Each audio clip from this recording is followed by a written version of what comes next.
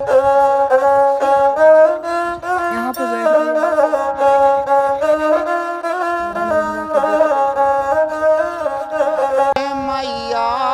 मैया के तट पर आनंद ही आनंद है। खबर ले रही हो हमारी,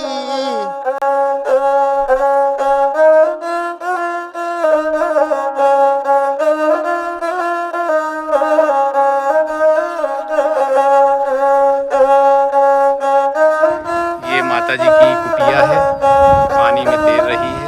माता जी इसी में, आज हम मां नर्मदा जी के पावन तट पर आए हैं और यहाँ पर एक साध्वी माता जी मैया के प्रति एक प्यार मैया ऐसी लगत है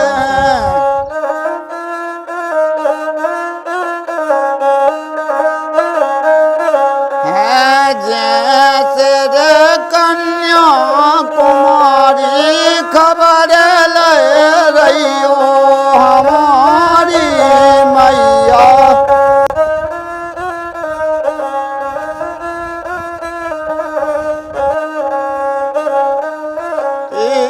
दूजे पहर मैया ऐसी लगत है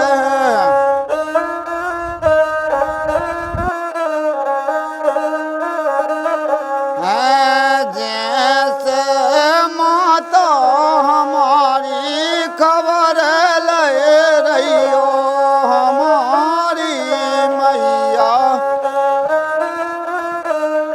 हमारे लिए तो यही मां नर्मदा का रूप है जी। हमें रोज मैया इन्हीं के रूप में दर्शन देती हैं। हमारी सुख दुख की सब चीज़ों की साथी यही है। इनसे बात करना, इनको देखना, जब भी कोई कष्ट होता है, कोई समस्या होती है, कोई भी चिंता होती है, इनको ध्यान से देखते जाओ, भोजन कराते जाओ, एकदम पूरी जो चिंता है दिमाग से पूरी खाली हो जाती है। पूरा दिमाग ऐसा हो जाता है कि ठीक है, बढ़िया है। इनको देख के बहुत अच्छा महसूस होता है। छोटी छोटी मछलियाँ, बड़ी बड़ी मछलियाँ भाग जाती हैं, फिर आ जाती हैं, फिर भाग जाएंगी।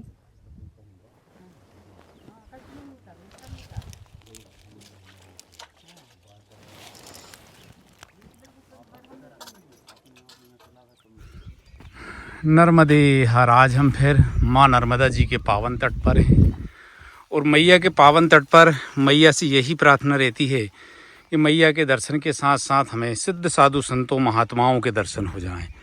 और मां नर्मदा जी ये आशा हमारी परिपूर्ण करती हैं और संतों के भी दर्शन हो जाते हैं। आज हम मैया के पावन तट पर ऐसी ही एक साध्वी माता जी हैं। अम्मा जी नर्मदे हर। अम्मा जी थक गई होंगी, आप इतना चढ़ के आ रही हैं तो थक गई। अच्छा अच्छा।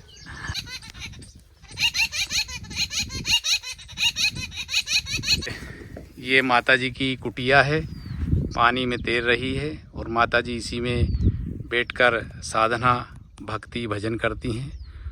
और माता जी का मां नर्मदा जी से अपार प्रेम है, अपार श्रद्धा है और अपार विश्वास है। सबसे बड़ी बात यह है कि माता जी इसी में भजन पूजन करती हैं और भोजन जो भी प्रसाद बनाती हैं वो माता जी इसी में बनाती हैं।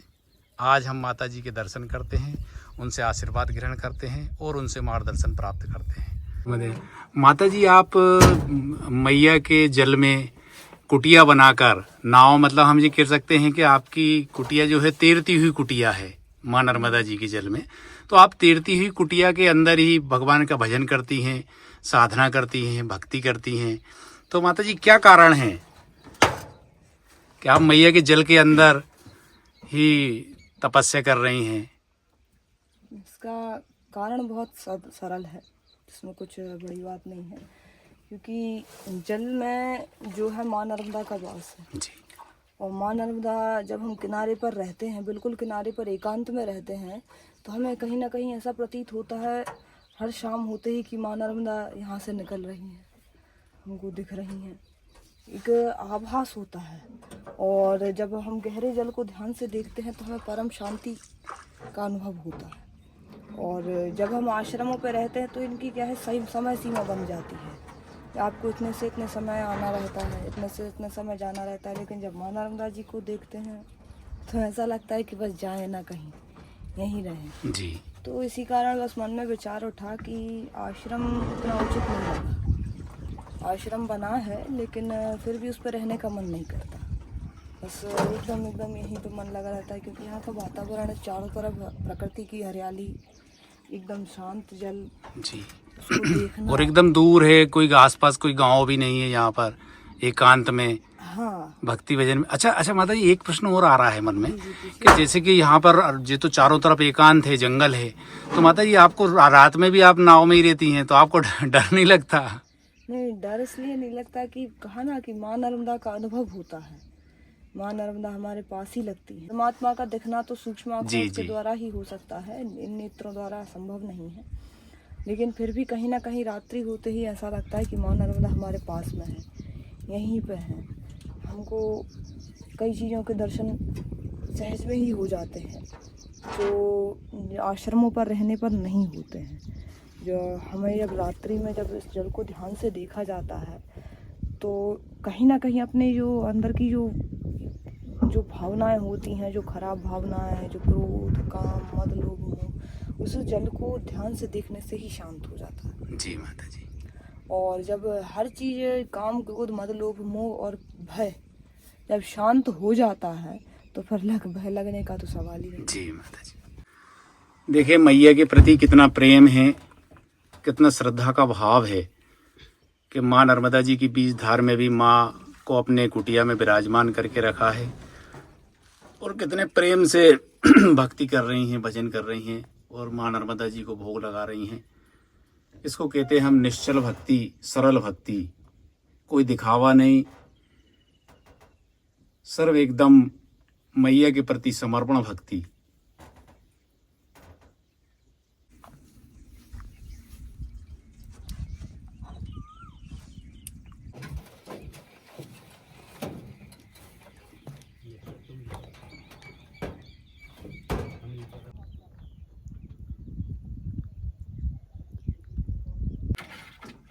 ये लीजिए, आपकी चाय बन चुकी है।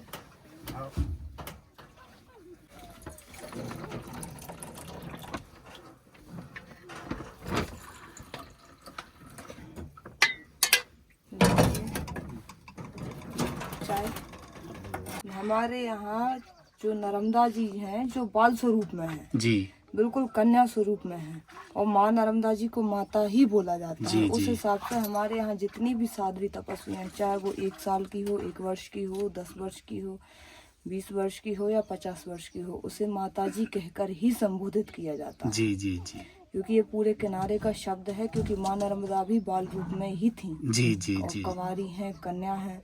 इस हिसाब से सभी को माता जी बोला जाता है, जो कि सुनने में काफी मधुर भी लगता है। हम बहुत ही सौभाग्यशाली हैं, और हमारे दर्शकगण भी बहुत सौभाग्यशाली हैं कि आज हमें माँ नर्मदा जी के पावन तट पर, माँ नर्मदा जी की बीच में, गोद में, आज हमें माता जी, सिद्ध साध्वी माता जी के आज हमें दर्शन हो रहे हैं। हम बहुत धन्य हैं। माता जी नर्मदे हर माता जी। नर्मदे हर भैया। कहिए। ये जो बड़े बड़े साधु संतों की तपोस्थली है, जी जी जी। ये जो ग्राम है, यहाँ पर एक साधु महाराज ने कुछ समय पहले तपस्या की थी, जिनको सभी लोग जानते हैं। उनका नाम तो हम उल्लेख नहीं करेंगे। और हम ये पूरी कुटिया बता रहे हैं। ये नाव के अंदर ही माता जी ने ये कुटिया बनाई है।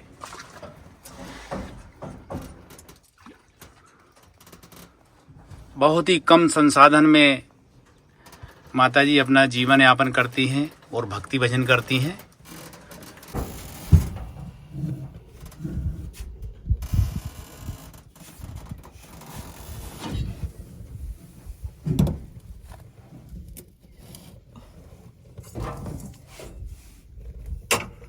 आज आपको मीठे टमाटर की शाख व फुलके खाने के लिए मिलेंगे। जी।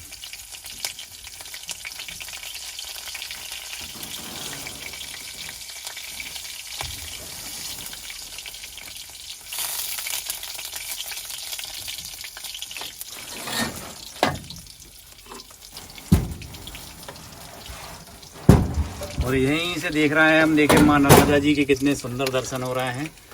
और ये हमारी माता जी की ये रसोई घर है, यहाँ पर प्रसाद बनाती हैं। और ये देखें बिल्कुल माँ नर्मदा जी में दूर दूर तक मैया के बहुत ही सुंदर दर्शन हो रहे हैं। ये देख रहे हैं हम, इस तरफ भी मैया के दर्शन हो रहे हैं। और यहाँ पर ये माता जी की भोजन प्रसादी बन रही है। आपका संत बनने का विचार या संत के मार्ग में आप कैसे आगे बढ़ी? जी काफ़ी एक इंटरेस्टिंग कहानी है, तो थोड़ा सा आप बताने की कृपा करें ना माता जी। कहानी तो बहुत लंबी है, फिर भी उसको हल्के में सुनाते हैं, छोटा जी। करके उसको सुनाया जाता शॉर्ट में बताने की कृपा करें माता जी। है। यार बचपन से हम बहुत बीमार रहा करते थे। जी। हमारे पिताजी ने हमारा बहुत इलाज कराया। बीमारी कुछ ज़्यादा नहीं थी, लेकिन बुखार हमेशा रहता था। कई बार जानलेवा भी हो जाता था। जी। एक बार ऐसी स्थिति हुई कि जब हमें बहुत तेज़ बुखार हुआ और जब डॉक्टरों लोगों ने जो हाथ खड़े कर दिए थे, डॉक्टरों ने हाथ खड़े कर दिए, कहने लगे अब नहीं होगा ठीक। तो उस समय जो है हमारे जो गुरुजी हैं, जो पीछे बैठे हैं, देवी सिंह जी लोधी जिनका नाम है, जो किसी संप्रदाय से नहीं है, कोई पंडित भी नहीं है, उन्होंने जो है साधारण माँ नर्मदा जी का जल मेरे को दिया। मुझे ऐसे ही उठा के उन्होंने दिया। तो जल तो क्या है, काफ़ी बार हम ग्रहण कर चुके थे, लेकिन फिर भी कोई असर नहीं था। लेकिन जब उनके हाथों से जो जल पिया तो उसमें बहुत अंतर आया। और उन्होंने बोल दिया कि अब आप जाके ट्रीटमेंट दोबारा कराओ। जो आपने 10-15 लाख का ट्रीटमेंट कराया है उसमें कोई फ़ायदा नहीं हुआ। फिर जाके हमने दोबारा एक छोटे से डॉक्टर को दिखाया और ऑटोमेटिक ठीक हो गया। हमारे पिताजी ने तभी बोल दिया था कि जो भी इस बालिका को ठीक करेगा, इस लड़की को जो ठीक करेगा, वो जो है ये कन्या उसी को दान में दे दी जाएगी। तो इस प्रकार से उनकी बात हुई। लेकिन हमारे ठीक होने के बाद हम 3-4 साल तक घर में रहे, लेकिन उसके बाद घर में मन नहीं लगा। एकदम यही विचार आता था कि क्या है इस जीवन में, क्या रखा है। मृत्यु से जो लौट के आया है उसके लिए अब ये जीवन कुछ, मतलब जो ग्रस्त जीवन कुछ ज़्यादा खास नहीं दिखता है हमको। धीरे धीरे करके ऐसे लगने लगा। फिर हमने एक दिन सोचा, मैंने कहा क्यों ना अपने घर गृहस्थी से दूर, शादी तो सभी लोग कराते हैं, बच्चे सभी लोग करते हैं, हमने कहा थोड़ा सा कुछ अलग किया जाए, थोड़ा सा अपने इसको नर्मदा जी को, अध्यात्म को जो है देखा जाए कि क्या है, कैसा है, क्यों होता है ये। उसी जब से हमने जो है अपने पिताजी से कहा कि हमें नर्मदा परिक्रमा वासी बन के अपना जीवन जो है लंबे समय तक यापन करना है। माँ नर्मदा ने चाहा तो जीवन भर यापन हो जाएगा, और नहीं चाहा तो जब तक है तब तक तो है ही यहाँ पर टमाटर। अल्लाह, इस प्रकार आप का संत बनने जो है हमारा जो नर्मदा परिक्रमा वासी बनने का मन हुआ। और इसी प्रकार से हमने वहाँ से, जब भी से हमने मन में विचार बना लिया था, और घर से अकेले निकल पड़े थे। रात्रि के समय में निकले थे, क्योंकि माता श्री द्वारा जाने की आज्ञा नहीं थी। तो रात्रि के समय में हम वहाँ से निकले, और निकलने के बाद सुबह सबको फ़ोन लगा के बता दिया था कि यहाँ पे हूँ, इस स्थान पे हूँ, सुरक्षित हूँ। उन्होंने इस बात को समझा। उन्होंने दोबारा उस बात पर कोई बहस भी नहीं हुई। फिर उसके बाद घर वाले सभी लोग आते हैं मिलने के लिए, लेकिन अक्सर जो गुरुजी और कुछ 4-5 भक्त जो हैं हमेशा यहाँ पे सहायता प्रदान करते हैं। और माँ नर्मदा की कृपा ऐसी है कि जब से ना तो कभी इधर उधर भटकने का मौका आया, ना ही कुछ संकट तो कभी आते ही नहीं है। और भोजन से लेकर हर चीज़ की माँ व्यवस्था करती है। मतलब माई की कृपा से सब कुछ बिल्कुल सही चल रहा है। सब कुछ सही चल रहा है। माँ नर्मदा जी नहीं होती तो शायद हम होते भी नहीं, जी जी। बच भी नहीं पाते। और कहते भी हैं माता जी के सब प्रारब्ध में जो लिखा होता है, हो सकता है आपके प्रारब्ध में माँ नर्मदा जी की भक्ति ही लिखी हो। बिल्कुल बिल्कुल बिल्कुल। तो इसलिए आप माँ नर्मदा जी के पावन तट पर, वो भी 20 धार में जी, मैया की भक्ति कर रही हैं। ये भी हो सकता है। सब कुछ जो है हमारा प्रारब्ध होता है, जो है पूर्व निर्मित होता है, सब कुछ है। और हमारा यहाँ पे आना, इन लोगों से मिलना, इस प्रकार से इस वातावरण में रहना। और तभी एक विचार उठा कि आश्रम तो सभी लोग बनाते हैं। जी। त्याग तो ले लिया था, लेकिन कुछ निश्चित नहीं था। सोचा आश्रम तो सभी लोग बनाते हैं, क्यों ना कुछ अलग किया जाए। गुफा में भी काफ़ी लोग तपस्या कर चुके हैं। तो हमारे यहाँ पे एक महाराज जी ने भी काफ़ी समय पूर्व नाव में तपस्या की थी। तो उसी विचार को दोबारा उठाने का मन में आया कि क्यों ना, जब उन्होंने करके देखा है तो हम भी करके देखें। जी। इसी नाव में हमारा जीवन बड़े प्रेम से कट रहा है, भक्ति भजन के साथ साथ। जी। और ये देखें, ये माता जी ने सब्जी बनाई है। वाटर की। और यहीं से देखें माँ नर्मदा जी में से ही जल लेकर सब्जी बन रही है। ये व्यवस्था तो बड़े बड़े घरों में नहीं मिलेगी। जी जी माता जी, ऐसी व्यवस्था कहाँ मिलेगी, वो तो बहुत परम सौभाग्यशाली है, उन्हीं को मिल पाएगी। आप लाखों रुपए लगा लीजिए, इतनी व्यवस्था तो किसी घर में नहीं मिलेगी। ये जो है हमारी शाक में गुड़ डाला जा रहा है जी। गुड़ जो है सेहत के लिए बहुत ही फायदेमंद होता है। हो गई अच्छी परम सिद्ध हो गई। परम शुद्ध हो गई हाँ इसमें। बस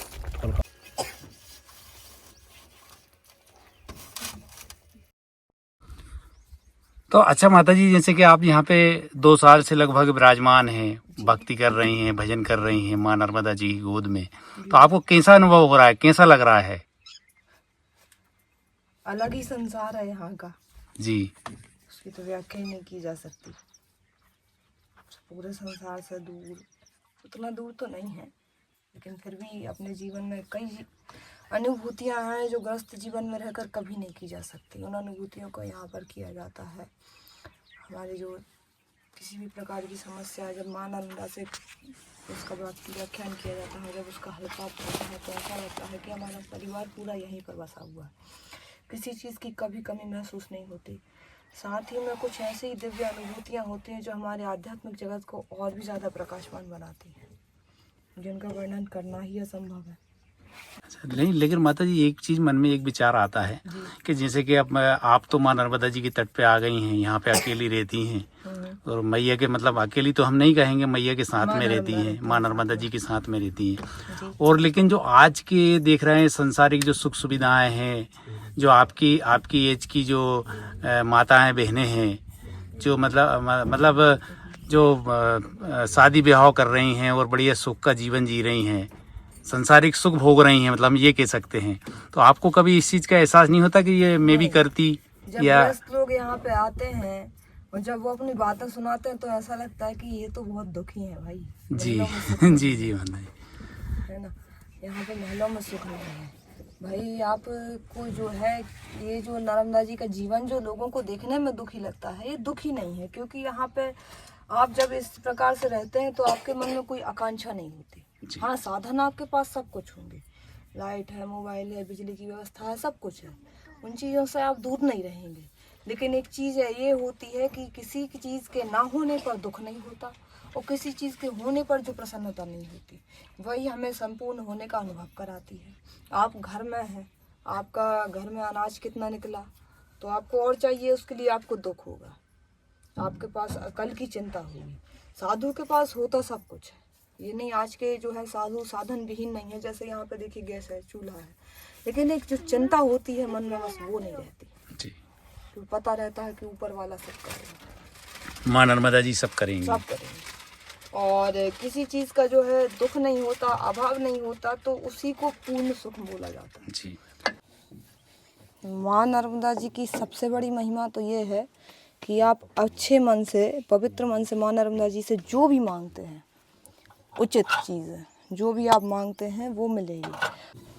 अच्छा माता जी, एक प्रश्न और मन में आ रहा है जी। जैसे कि आप अपने घर परिवार को छोड़कर, मतलब त्यागा तो नहीं है, लेकिन छोड़कर जैसे आप माँ नर्मदा जी के तट पर जब भक्ति भजन कर रही हैं, तो अपने परिवार की याद तो आती होगी आपको? बिल्कुल। माता पिता हैं, भाई बहन हैं। देखिए, सबसे बड़ा प्रश्न तो ये है कि जिसे परमात्मा ने आपको जिसकी गोद में डाला है, उसको आप कभी त्याग नहीं सकते। जैसे हमारे कृष्ण भगवान का जन्म हुआ, राम जी का जन्म हुआ, इन्होंने कभी ये बताया ही नहीं कि आपको आपके माता पिता को त्यागना होगा। जी। हाँ, लेकिन अपने श्रम के लिए उनसे कुछ समय के लिए दूर जरूर रहना होता है। जी। हाँ, जब भी भविष्य में उन्हें मेरी आवश्यकता पड़ेगी, माँ नर्मदा ने चाहा तो हम उन्हें बिल्कुल उपस्थित होंगे वहाँ पे। लेकिन कुछ समय के लिए उनसे दूरी बनाना, क्योंकि कहते हैं ना कि संतान को यदि अपने कदमों पर खड़ा होना है, अपने पैरों पर खड़ा होना है, तो सब सर्वप्रथम अपने पिता की संपत्ति का त्याग किया जाता है। जी।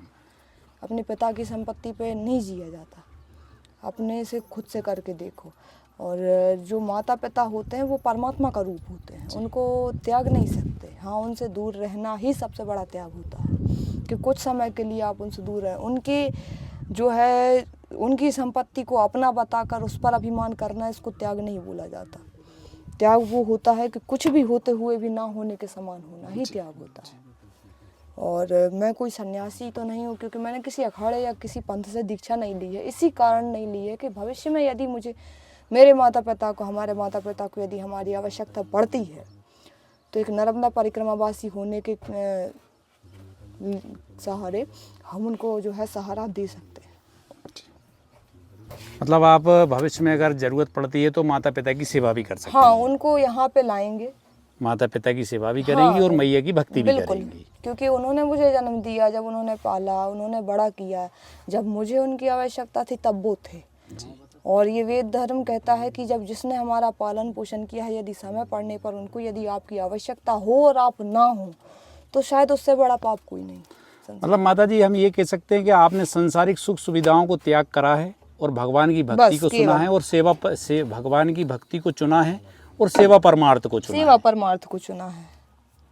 मुझे ना सन्यासी बनने का शौक है, ना कोई त्यागी, ना कोई बड़े महात्मा बनने का शौक है। मुझे बस इतना पता है कि ये मैं हूँ, ये मेरी माँ नर्मदा है और वहाँ कुछ किलोमीटर दूर हमारे माता पिता निवास करते हैं, जिनका इस समय आने पर हमें दायित्व निभाना है और उसको निभाए बिना हमें ना तो कभी मोक्ष मिल सकता है, ना ही कोई स्वर्ग मिल सकता है। हमें माता जी के दर्शन हो रहे हैं और कई बार हम साधु संतों के आश्रम में जाते हैं तो कई साधु संत अपना वीडियो तभी बनवाते हैं जब एड्रेस देने को मना करते हैं। जैसे कि हमारी माता जी हैं, उन्होंने यहाँ का एड्रेस देने को मना करा है, क्योंकि काफ़ी साधना में और तपस्या में, भक्ति भजन में काफ़ी विघ्न पैदा होता है। जैसे कि आज हम माता जी के पास आए हैं तो काफ़ी विघ्न पैदा हुआ उनकी तपस्या में और साधना में। इसके लिए हम माता जी की क्षमा प्रार्थी भी हैं। और ये माता जी की भोजन प्रसादी बन के तैयार हो गई है और अब प्रसाद ग्रहण करेंगे सभी भक्तगण। और ये सभी भक्तगण आते हैं माता जी के दर्शन करने के लिए। ये देख रहे हैं हम सभी भक्तगण बैठे हैं। जय हो नर्मदा मैया की जय। भाई साहब नर्मदे हर नर्मदे। ये सभी भक्तगण हैं और माता जी के पास आते हैं उनके मार्गदर्शन प्राप्त करने के लिए, दर्शन करने के लिए, क्योंकि माता जी एक कठिन साधना कर रही हैं। माँ नर्मदा जी की गोद में बैठकर तपस्या कर रही हैं। और ये थाली लगा दी है माता जी ने भोग की। आश्रम में जो भी कुछ बनता है सबसे पहले माँ नर्मदा जी को भोग लगता है, ठाकुर जी को भोग लगता है, इसके बाद भोजन प्रसादी ग्रहण की जाती है। और ये साधु संतों का माँ नर्मदा जी के प्रति अपार भक्ति, अपार प्रेम, अपार विश्वास और अपार श्रद्धा का भाव होता है। और ये भाव हमें सिर्फ माँ नर्मदा जी के पावन तट पर ही देखने को मिलता है।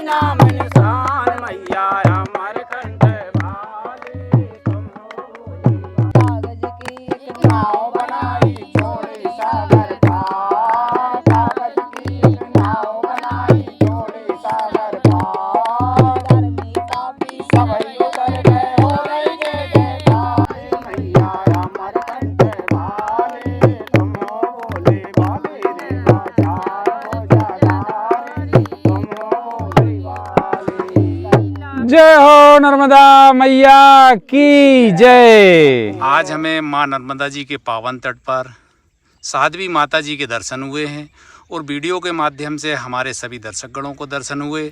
हम सब धन्य हुए। माता जी आपको दंडवत प्रणाम। माता जी नर्मदे हर मदे।